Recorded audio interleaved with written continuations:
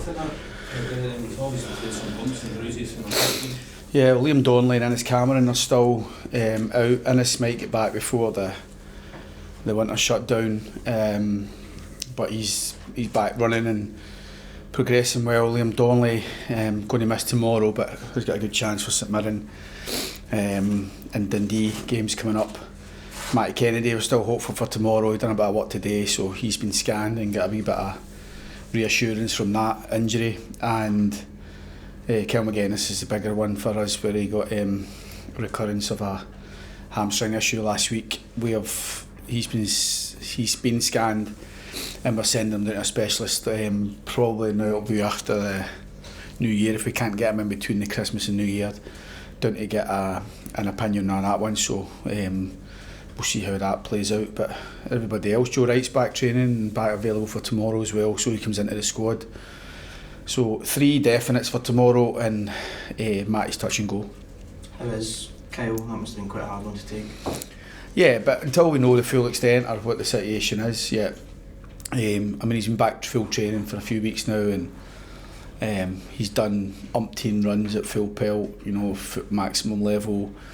He had every confidence being back in full training. So when they're back in full training, they're available and they're fit to play. So disappointing for him that he's picked that up. So I think maybe reserve judgment on the nature of the injury until we know exactly what we're dealing with.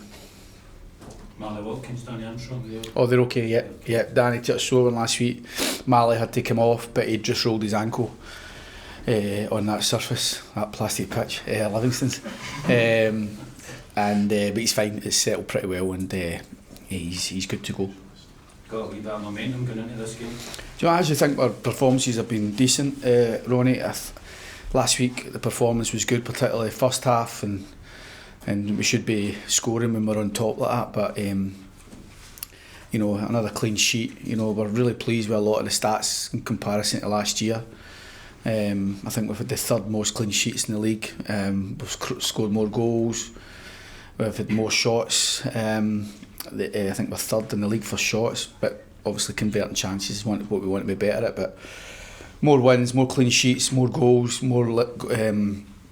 less goals conceded. So there's a lot that we're happy with. But until we win games like we did last week, there's still that serious room for improvement. We felt it was a game where a draw is not the worst result on the road. At Livingston's always notoriously a tough place to get a result, but for us to keep making improvements that we want and demand for ourselves, we should be try to turn those types of draws into wins, and hopefully we can get a win tomorrow. I think if you win your home games, then that point from last week looks a bit better. I guess just looking at the table gives you encouragement. Yeah, but it's, we know how quickly it can change. I think that for us it's like everybody said it, it's very tight league still. We've had the benefit of some wins in the last few weeks, and it's put us to where we are in the league. But for us to stay there, we're going to have to keep winning games. Don't want teams to overtake us. We want to try and get above teams above us. So hanging about the top 6 for as long as possible and showing that consistency will allow us to do that. Different St Johnstone team under Craig Levine. Yeah, I think Craig's come back and firstly he's done a really good job. I mean, I think he's looked at what he's got. He's went with a 5-box-1 effectively, filled his team with kind of midfielders in the middle of the pitch, and pretty hard to break down. They don't score many, but they're obviously not conceding as many as they were, and I think that's a sign of a team that's been well worked on, and I think that he's made them a lot more difficult to beat and play against. I think they're very competitive, and you can see the manager's influence on the team. It's clear.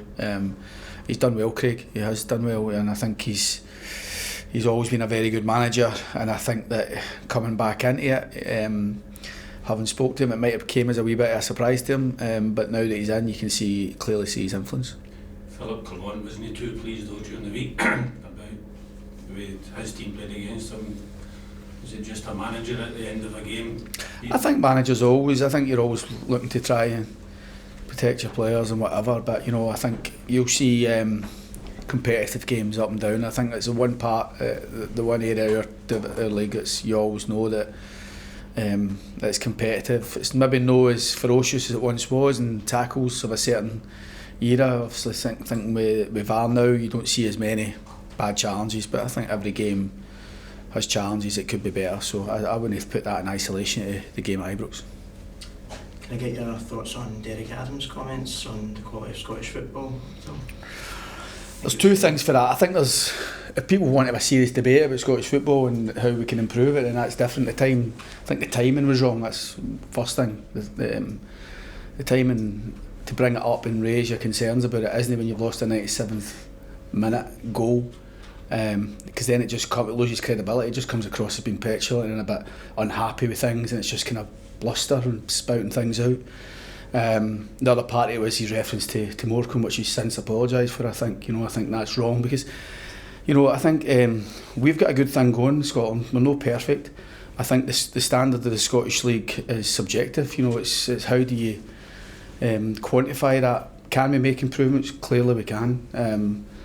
I think that we've got. Can we get better TV deals? Can we get more money into clubs like ourselves? Can we then improve infrastructures? Can we improve quality of player? Can we improve coaching through standards of facilities and all the rest of it? So there's loads we can talk about to try, and people say the extension of the league would maybe ease pressure on managers. I don't think that will. I'll be honest. I still think there'll be the same pressures for everybody out there on managers. So, but would that be a step towards it? Possibly. I'm just not convinced of that, to be honest. And you see the fact that there's managers under pressure. Results are everything. It is at every club. Every club. I don't think there's a board or a chairman who would say to his manager, results aren't the most important thing. It's all about development, improvement, and we all know the job we sign up for. We normally get jobs because clubs are broken or clubs aren't going well, and it's our job to improve things, and improving things normally comes through results, because you can talk long and hard about improving this, and we've got more value in our squad and getting youngsters into the team and all the rest of it, but to improve standards and to have that, it's tough on managers when it's must win at all costs. You've got to get results, as we've seen it. And I think, going back to Derek's comments, he's totally entitled to his opinion. If that's his opinion, that's on him and it's up to him. But he's been away from Scottish football for a long time, but Derek would know Scottish football inside out. He'd be watching players. He signed a few players. There's a few players that play in the Premier League.